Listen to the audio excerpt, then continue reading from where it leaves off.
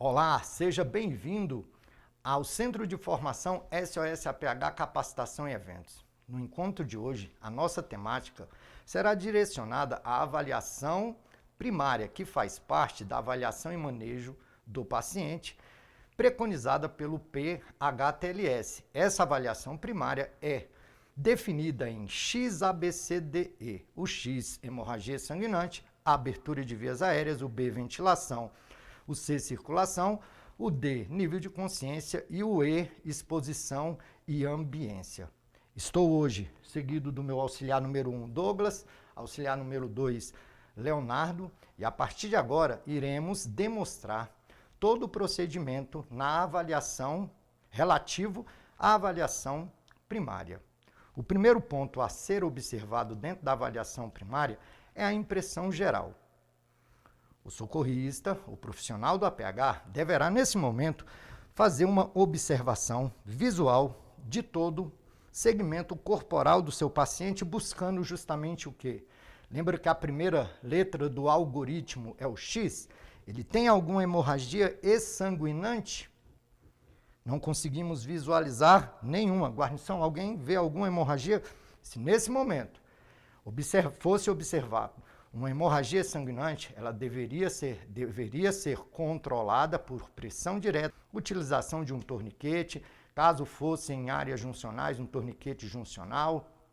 Contudo, não é o foco da nossa aula de hoje, pois essa aula de técnicas de controle de hemorragia será ministrada um pouco mais à frente.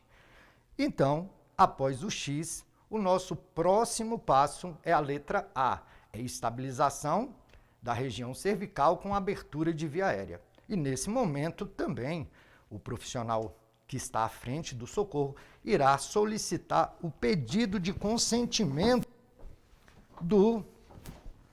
da nossa vítima. Ou seja, sempre uma coisa interessante, sempre chegar pelo ângulo de visão do meu paciente. Vou me identificar, meu nome é César Luiz, eu posso te ajudar? Sim. Ok, ele me autorizou. Nesse momento eu vou determinar para que o meu auxiliar número 1, Douglas, inicie o processo aí de estabilização. Vale ressaltar que todos aqui estão com os EPIs, só não estamos utilizando joelheira e capacete porque aqui é um ambiente controlado.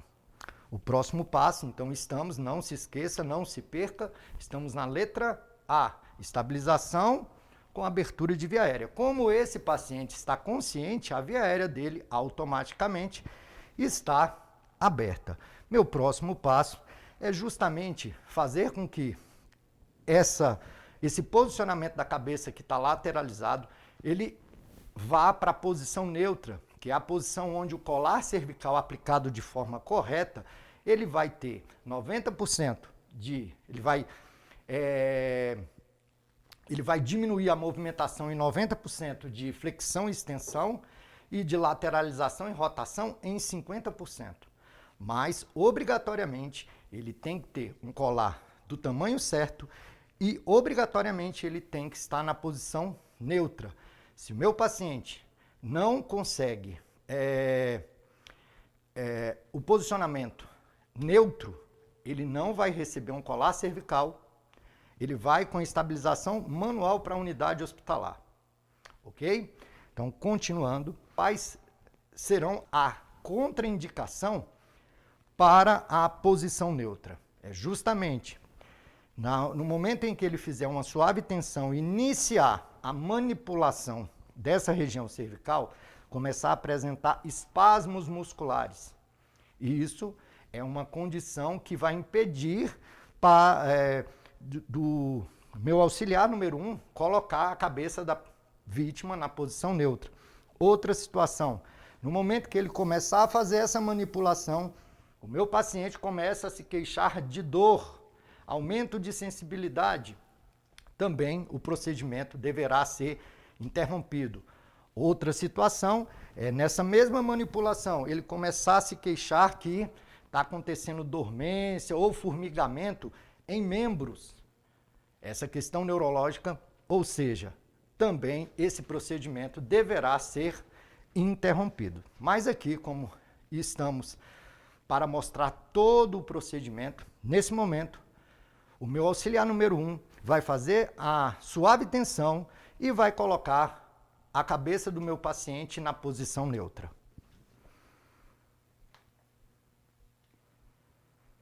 Ok, paciente na posição neutra. Nesse momento, o socorrista-chefe vai fazer uma avaliação da região anterior aqui da face, mandíbula, maxila, mandíbula.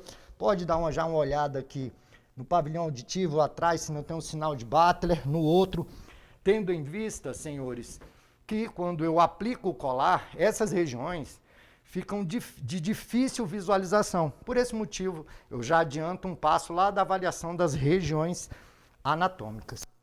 Posteriormente a isso, eu vou fazer uma avaliação antero-posterior no pescoço desse meu paciente, buscando justamente o quê?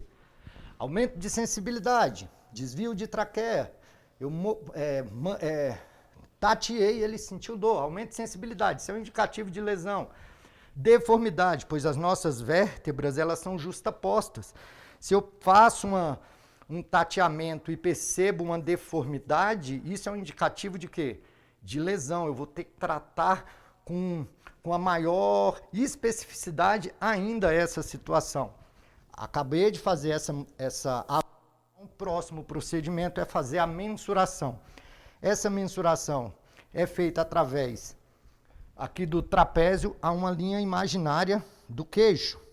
Então, no caso desse paciente, eu tenho aí 4 dedos, essa linha imaginária. Vou fazer do lado de cá para vocês entenderem. Então, 4 dedos. Aí, eu vou solicitar ao meu auxiliar número 1 que ele pegue um colar cervical. Hoje, as novas tecnologias estão aí para nos auxiliar. Eu tenho aqui vários tipos de colar cervical. Não tenho o mais usual, que é o Disfix Neck, mas eu tenho aqui um colar regulável.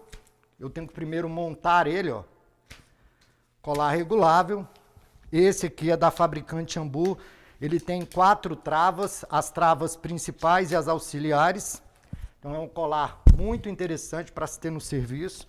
Contudo, hoje já existem outros colares mais eficientes, como por exemplo esse aqui, que é o X-Colar, muito interessante.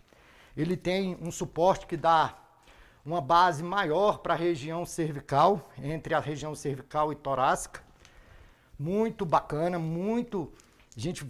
vamos fazer um vídeo apenas com a instalação de colar cervical e hoje um dos mais tops que estão no mercado, que é o colar Lubo, né?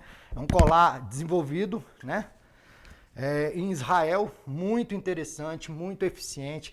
Esse colar aqui possibilita até a intubação de um paciente sem a necessidade da retirada do colar cervical, que é isso que acontece com os outros, ok? Pode guardar, Léo. Então, a primeira coisa que eu peguei, meu colar regular, vale a ressalva que esse colar aqui é um colar infantil, não é um colar adulto. César, mas por que você está usando colar infantil em um adulto? Porque esse manequim aqui, o pescoço dele não condiz com o seu tamanho. E aí, se eu pegar o adulto, não vai dar certo.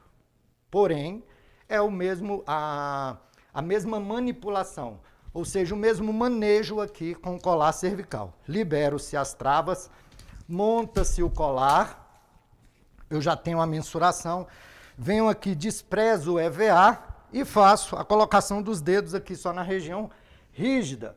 No caso, esse colar é um colar de 3 dedos. A minha mensuração foi um colar de 4 dedos. Contudo, esse é infantil, eu pegaria um adulto, mas neste manequim eu não consigo fazer isso. Vou fazer a travamento só da trava auxiliar, não da trava principal. E aí vou fazer a colocação desse colar. Peguei aqui, coloquei essa parte aqui pro lado de dentro, até para preservar, às vezes tem secreção, sujeira, e aí vem tudinho aqui no velcro. Então põe aqui pro lado de cá, vou introduzir esse colar na região posterior, e aí vale a ressalva que existe várias formas de se colocar um colar. A preferível que eu mais utilizo é essa. Eu coloco uma parte aqui, não deixo ultrapassar e venho com a outra parte fechando aqui na região cervical, na região, prendo o velcro e aí, se eu percebo que a minha mensuração aqui, isso pode acontecer, não foi suficiente, o colar ficou um pouquinho folgado, por isso esse colar é muito bacana, que ele tem essa possibilidade do feeling da técnica, né? Então eu posso aqui nesse momento pegar aqui nessas duas, nessa abertura que também é para verificação de pulso e ele faz aqui uma colocação, ele aumenta essa abertura, ou seja, agora eu percebo que ficou em uma situação de total eficiência e eficácia. Vou travar as travas principais. Senhor, consegue abrir a boca? Sim. Abriu. Tranquilo, meu colar está colocado da forma correta, tendo aí 90% de flexão, restringindo, e 50% de lateralização e rotação. Ou seja, terminei, já fiz o X, a hemorragia não voltou, né? Não tem hemorragia, não voltou. Fiz o A, próximo passo, B. Avaliação da respiração. Como está a respiração desse paciente? Ele está em uma dispneia? Ele tem uma respiração normal? Nesse momento eu observo também como é que está a simetria. Está simétrica essa respiração ou assimétrica? O hemitórax, um está ficando, o outro está subindo. Isso me indica uma lesão de tórax, não é a situação aqui, ok? Então, eu vou observar frequência, profundidade, está muito profunda ou está superficial? Coloração de pele também é muito importante nesse momento. Vou também colocar um dispositivo chamado oxímetro para verificar a oximetria desse paciente. Como é que está a saturação de oxigênio? Como ele está muito consciente, orientado, dando respostas concisas, e isso está funcionando de uma forma perfeita. E iremos agora, contudo, se eu percebesse essa dispneia, uma dificuldade respiratória, uma saturação baixa, eu poderia, nesse momento, colocar justamente um oxigênio nesse paciente para melhorar essa questão respiratória dele. Vamos se dizer que aqui ele está com uma dificuldade respiratória. Eu observo isso, ele está saturando abaixo de 94. E aí, pode segurar.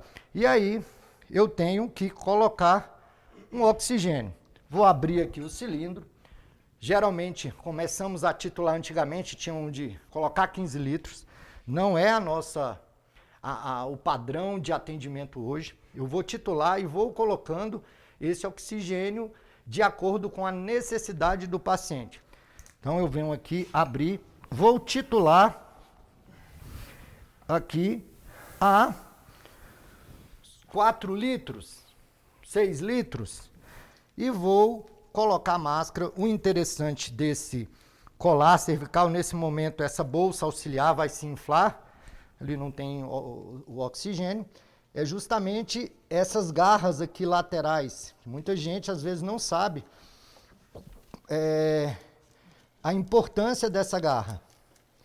É justamente para fazer a fixação dessa máscara. Então, ó, você passa aqui, colocou lá, e aí vai deixar esse oxigênio para o paciente e vai ficar observando se ele tem uma melhora ou se ele tem uma piora. Se ele tem uma melhora, você pode ir titulando para menos e observando. Permaneceu, você acaba retirando esse oxigênio. Tudo vai depender da clínica do teu paciente. Terminando a letra B, passaremos para a letra C. C é a circulação. Primeiro procedimento é observar se esse paciente tem alguma hemorragia que não foi vista lá no X.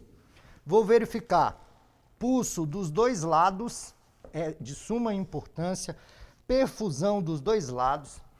Caso o socorrista comece a observar a sintomatologia de um estado de choque, nesse momento que ele está fazendo essa observação, e ele também percebe sintomatologia do estado de choque, pessoal, sudorese, taquicardia, diminuição do nível de consciência, pele fria e pegajosa, nesse momento, para descartar uma situação que ele percebe que um pulso está cheio e o outro está mais fino, ele pode, nesse momento, pegar um aparelho de pressão arterial, aferir essa pressão arterial.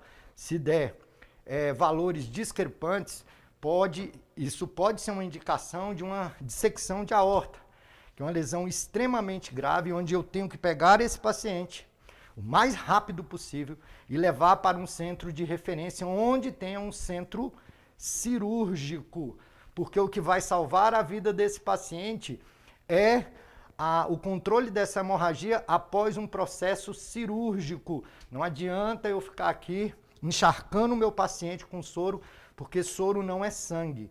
O cristalóide não é sangue, ok? Então é uma forma, então eu vi pulso, perfusão, não tem nenhum tipo de hemorragia. Vale uma outra ressalva, que nessa situação dessa minha suspeição dessa hemorragia interna, o profissional nesse momento agora do C, ele deverá observar o abdômen desse paciente, é de suma importância, porque ele pode ter uma hemorragia nessa região, e aqui eu detectar isso através de uma sensibilidade aumentada, de um enrijecimento, ou seja, um endurecimento de alguns locais que não eram para estar dessa forma.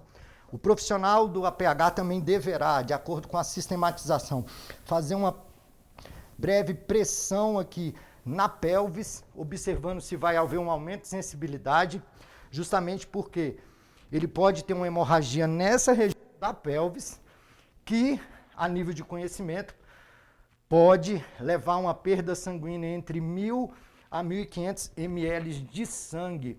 Também observar se ele não tem alguma fratura de ossos longos, pois uma fratura aí de ossos longos, como o fêmur, pode perder até 2.000 ml de sangue. Não é a situação do nosso paciente, queremos fazer todo o atendimento.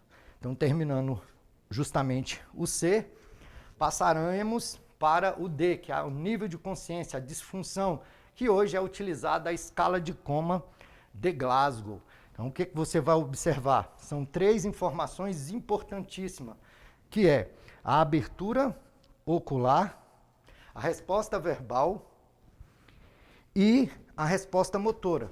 Douglas, por gentileza, já pega a lanterninha, é a chavezinha de teste que tem a lanterna, que está na bolsa de sinais. Então, aqui eu vou observar. Eu cheguei, ele estava com o olho aberto.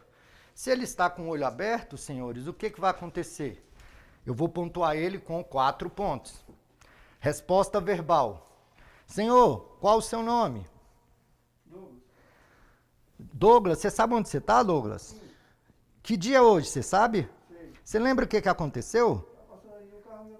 Olha só, senhores, respostas concisas, né? Respostas claras. Então eu vou pontuar ele com 5. E a motora, eu vou apertar a mão dele aqui, segurar na mão. Senhor, o senhor consegue apertar minha mão? Opa, beleza, estou sentindo. O senhor consegue mexer ali a perna direita ou à esquerda? Ele conseguiu movimentar, cumpriu 2 ordens simples. Eu vou pontuar ele com 6 pontos.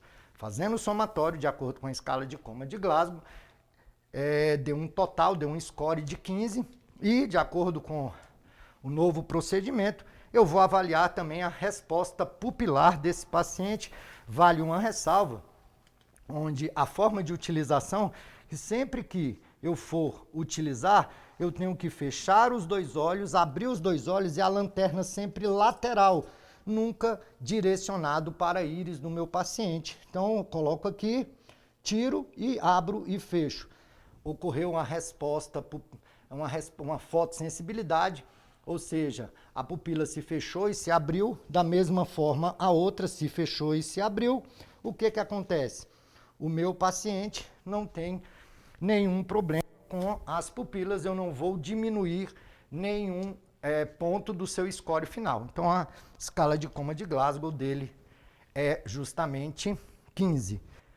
E por último, após a execução do nível de consciência, que é a letra D, passaremos para a letra E, que é a exposição do meu paciente. Vale ressaltar que essa etapa, ela perpassa todas as anteriores, como por exemplo, o socorrista chegou na impressão geral, observou uma presença de sangue, ele faz a exposição e controla essa hemorragia. Então já lá no X eu já estou fazendo o E. Contudo, vale ressaltar que após o procedimento executado, ou seja, fez a exposição, controlou a hemorragia, o profissional do APH deverá automaticamente cobrir novamente esse paciente. No mais, senhores, gostaria muito de agradecer a todos vocês. Vale uma ressalva. A próxima etapa é a avaliação secundária. Contudo, antes de passar para a avaliação secundária, que vai ser em uma outra aula, os profissionais do APH deverão fazer uma revisão de toda a avaliação primária. Ou seja, a hemorragia não voltou, não tem mais nenhuma hemorragia, a estabilização está correta, ele está respirando normal. Como é que está a oximetria desse paciente nesse momento? Já fiz o B. No C, verificar novamente pulso, perfusão. O D, o nível de consciência. Senhor, qual o seu nome? Ele está com o braço aberto, ele consegue fazer essa movimentação de 2 membros. E o E é a questão da exposição. No mais, gostaria de agradecer muito a participação de todos e até o nosso próximo encontro, que será a avaliação secundária. Um grande abraço e até a próxima!